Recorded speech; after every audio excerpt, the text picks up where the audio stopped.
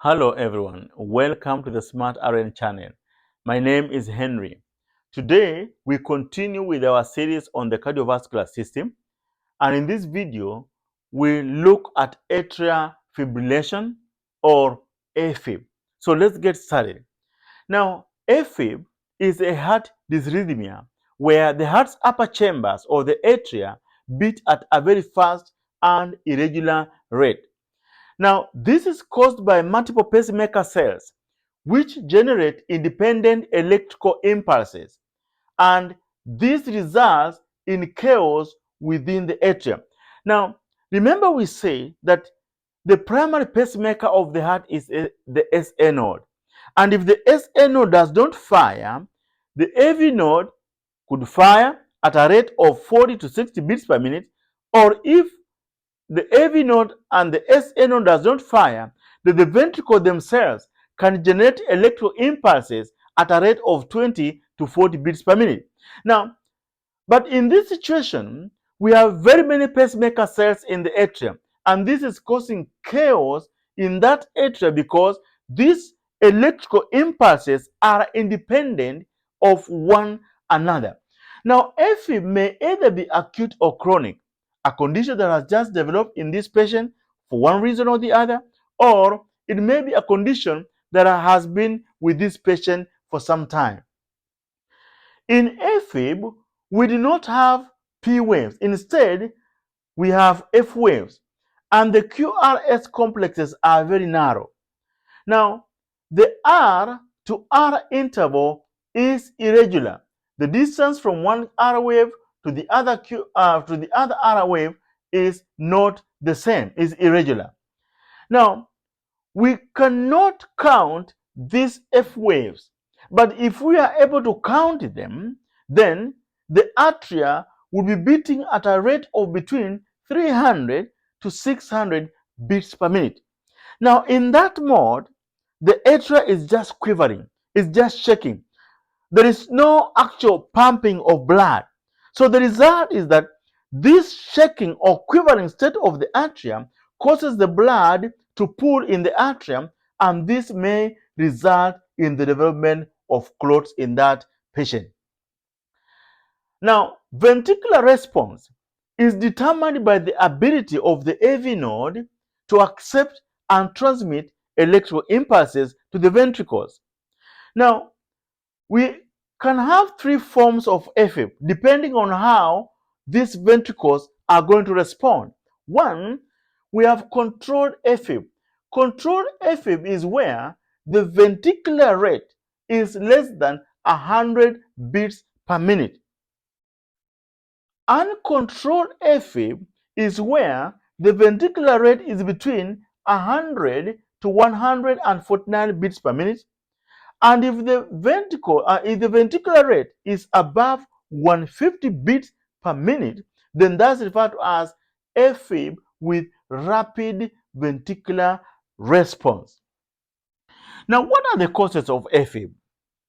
AFib may be caused by hypertension or high blood pressure, pulmonary disease, or especially COPD, or heart conditions that are present in this patient's heart. For example, we may have valve conditions or valvular conditions where we have the valves. The valves have got diseased valves. We may have cardiomyopathy, pericarditis, coronary artery disease. All these are heart conditions that can result or send this patient into AFib. Cardiac surgery, when you have cardiac surgery on this patient, it may just send their heart into atrial fibrillation.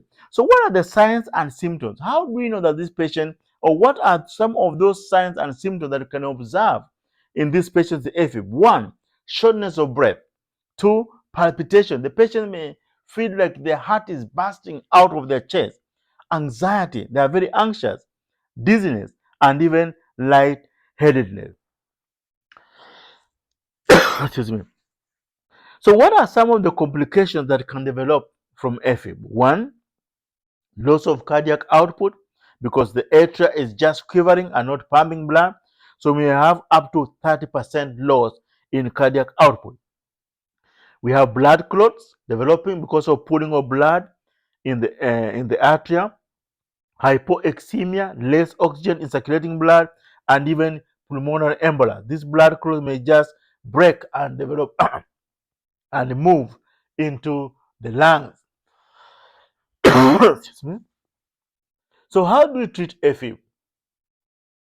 We can treat AFib by use of medications, beta blockers, or calcium channel blockers like diazepam. We can also have these patients being put on anticoagulants, but the healthcare provider should be able to decide whether this is a right patient for anticoagulants. Sometimes they may need to determine for how long this patient has been in that AFib mode.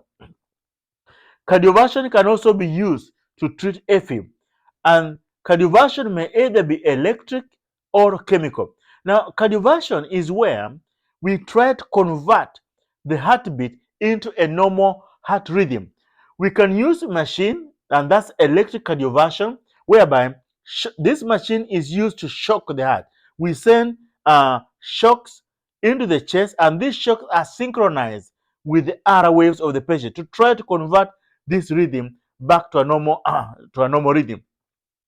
But before cardioversion can be done, they must be able to determine whether this patient first of all needs anticoagulants to remove any clots that may have developed. We also have chemical cardioversion using of medication like amiodarone, we have adenosine, and even we have diazepam.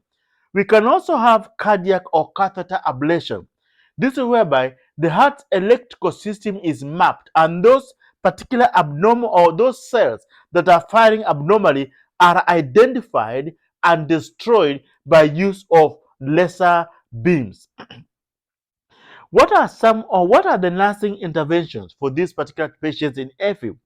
Now, nursing intervention depends on whether the patient is asymptomatic or symptomatic. For symptomatic patients, the nurse may be required just to continue monitoring this patient by assessing the vital signs like the blood pressure, the heart rate, assessing the level of consciousness of this patient, assessing the pulses of this particular patient. All the time, the nurse can just keep an eye on this particular asymptomatic patient who is having AFib. But for symptomatic patients, on top of this monitoring, the nurse must ensure there is an accessible and patterned AV because it may just be required to administer urgent IV medication. The nurse should also continue administering the ordered medications, beta blockers, calcium channel blockers, all those medications, anticoagulants which have been ordered. The nurse should administer them as ordered. Prepare this patient for cardioversion. We may just decide to use a cardioversion to try to restore this particular heartbeat to a normal rhythm. So prepare the patient for cardioversion and even anticipate orders for anxiety medication, because one of the symptoms of this patient may be anxiety. So there may just be anxiety medications that are ordered for this patient. So that brings us to the end of atrial fibrillation. As always, please drop a comment, like this video, share this video, and if you have not subscribed to this channel, please do so. From me here, it is a goodbye.